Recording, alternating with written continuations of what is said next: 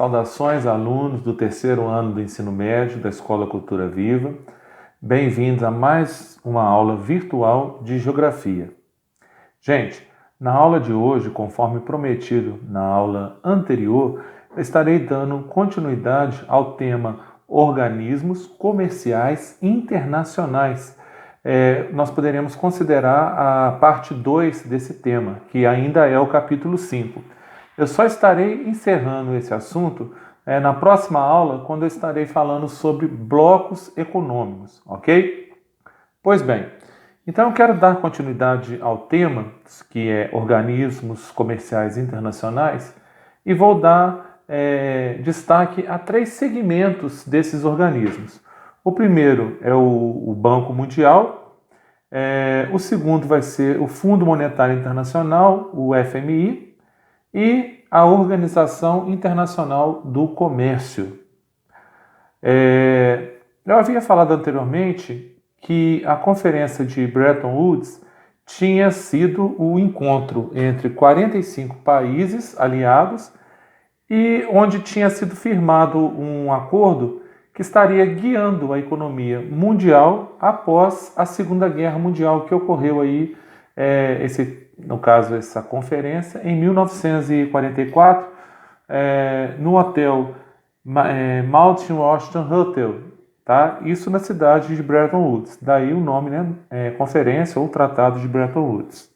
Então, foi nessa conferência que surgiram esses 3 segmentos aí, esses 3 organismos internacionais. No final da Segunda Guerra Mundial, o mundo ele passava por um problema econômico bem especial. Como os Estados Unidos tinham tomado a frente dessa situação de uma forma geral, eles pensaram em construir também um sistema financeiro, já que eles haviam construído ali a Organização Nacional, de Proteção ao Mundo, a ONU. Então, criando a ONU, eles também tentaram criar um sistema que pudesse proteger o sistema financeiro, tá, internacional. Nesse caso aí, criando esse sistema financeiro, eles estariam tentando evitar, a partir daquele momento, é claro, crises na economia, como ocorreu, por exemplo, a Grande Depressão em 1929. Só lembrando sobre essa crise de 1929, que também recebe esse nome da Grande Depressão, ou a quebra da Bolsa de Wall Street, Lembrando que nessa crise, o cenário que atuava nos Estados Unidos eram com muitos empregos, preços muito baixos, havia também uma elevada produção na agricultura, havia expansão do crédito que incentivava o consumismo, sem falar que quando a gente fala de consumismo já é uma coisa desenfreada. Nesse momento ainda estava pior ainda. O problema para os Estados Unidos foi que a Europa começou a se restabelecer.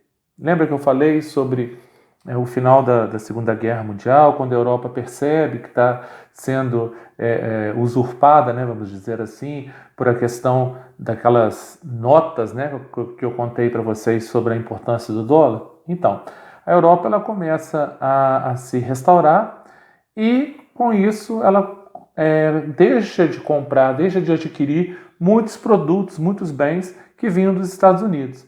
Dessa forma, alguns setores e empresas que investiam na Bolsa de Valores lá nos Estados Unidos acabam quebrando e, de certa forma, acabam quebrando muitos investidores mundiais. Isso aí é uma síntese bem rápida do que foi a quebra da Bolsa de Nova York. Já que havia uma grande participação do Estado na economia, era necessário, então, criar mecanismos que pudessem evitar esses problemas no futuro. Já de imediato, a Conferência de Bretton Woods criou o Banco Mundial. Hoje, o Banco Mundial é uma instituição financeira internacional e ele efetua empréstimos a países em desenvolvimento. Ele é o maior e mais conhecido banco de desenvolvimento do mundo. Ele possui um status de observação em grupo de desenvolvimento das Nações Unidas e em outros fóruns internacionais ele é visto como o G20, ou seja, o grupo dos 20 países mais poderosos economicamente no mundo. Mas, na época da conferência de Bretton Woods, era o BIRD, B-I-R-D, Banco Internacional de Reconstrução e Desenvolvimento. Ele tinha o objetivo de oferecer empréstimos para construção de infraestruturas e esse Banco Mundial ele representava a instituição financeira que estaria então emprestando justamente esse dinheiro. Ele era capaz de conceder créditos erguendo economicamente os países que foram destruídos pela guerra. Era necessário então um avanço social, político e econômico pós-Segunda Guerra Mundial. E é chamado de agência de fomento, ok? Também, nessa mesma conferência, a de Bretton Woods, foi criado o FMI, Fundo Monetário Internacional.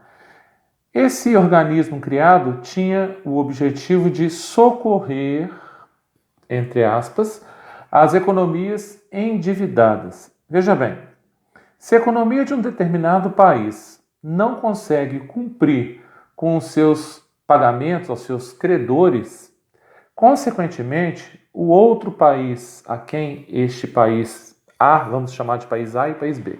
Então, se o país A deve o país B e ele não consegue cumprir com suas dívidas, o que ocorre?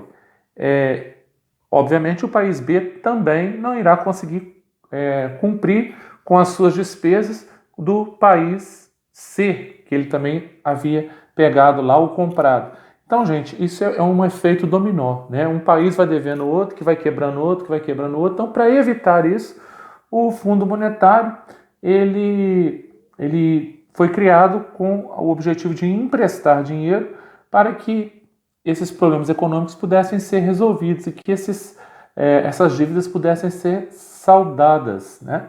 Eu vejo, pelo menos assim, que o Fundo Monetário Internacional ele acaba causando um grande problema. Será que você consegue enxergar? Eu te fiz essa pergunta pelo seguinte: o FMI ele tinha e tem o objetivo de socorrer as economias dos países endividados. Só que o FMI não é tão bonzinho assim, né, quanto aparenta ser. Quando o FMI empresta dinheiro, ele tem as suas exigências, com certeza. Nós vamos chamar essas exigências de ajustes fiscais. Quando isso ocorre, há a desvalorização da moeda daquele país que tomou emprestado, então, dinheiro ao FMI, uma vez que a moeda que circula, que é a moeda do Fundo Monetário Internacional, é o dólar, ok? Bom, quando esse país que tomou o empréstimo resolve, né, começar a pagar esses empréstimos, a gente tem então os ajustes fiscais. E esses ajustes fiscais acabam recaindo sobre o povo, tá? Que a gente vai chamar de medidas impopulares. Como que seriam essas medidas impopulares? Por exemplo, aumento de impostos, isso é uma das medidas impopulares. Pode também cortar gastos com o servidor público. Bom, vários outros fatores aí que vai afetar diretamente a população e não o governo. Então, até aí temos dois organismos criados cujos objetivos é garantir a solidez econômica mundial, ok? Continuando. Foi criado também a Organização Mundial do Comércio. Num primeiro momento, ela não resistiu, não. Não se conseguiu um acordo mundial e essa carta nem chegou a ser efetivada. Criou-se, então, em substituição a essa ideia, uma instituição que regulasse o comércio mundial e, em 1948, acaba surgindo, então, o GATT, tá? G-A-T-T. Isso é uma sigla em inglês, tá? Nesse caso, o GATT vai reunir 23 países, incluindo o Brasil. Então, o GATT, ele surge em 1948 e ele vem substituir a antiga OMC. Desta maneira, então, se acabavam as negociações exclusivamente bilaterais e ampliava para um organismo multilateral. Sua meta era que não houvesse nenhum tipo de barreiras alfandegárias e que também não prejudicasse o comércio e muito menos as nações. Foram realizadas ao todo 8 rodadas multilaterais durante o GATT. A última, a rodada do Uruguai, que ocorreu em 1986, supôs que a atualização desse organismo e sua transformação em OMC, novamente Organização Mundial do Comércio, ela irá vigorar somente a partir dos anos 90, com o fim da Guerra Fria. E quais são os objetivos, então, dessa Organização Mundial do Comércio, né? Negociar a redução e eliminação de barreiras comerciais e também as tarifas comerciais. Gerir aí as regras de conduta do comércio, como os subsídios, né, que a gente falou aí há pouco tempo aí. Administrar os bens e serviços gerados pela atividade comercial com a propriedade intelectual, acompanhar a revisão das políticas comerciais dos Estados-membros, atuar para o desenvolvimento dos Estados-membros, aplicar pesquisas comerciais e divulgar os dados como forma de apoio aos países integrantes.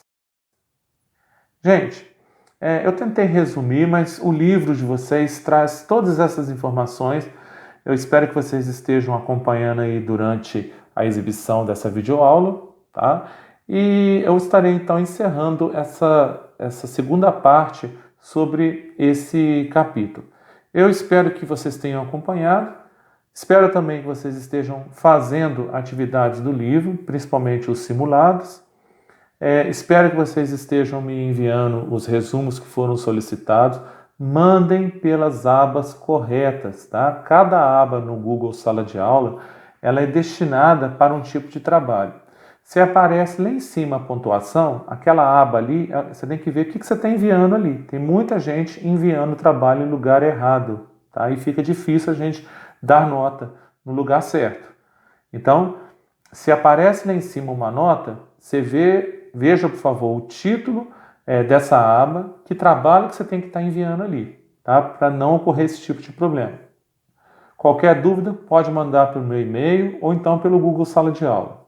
Muito obrigado pela atenção e fiquem com Deus. E, mais uma vez, cultura viva muito além da sala de aula.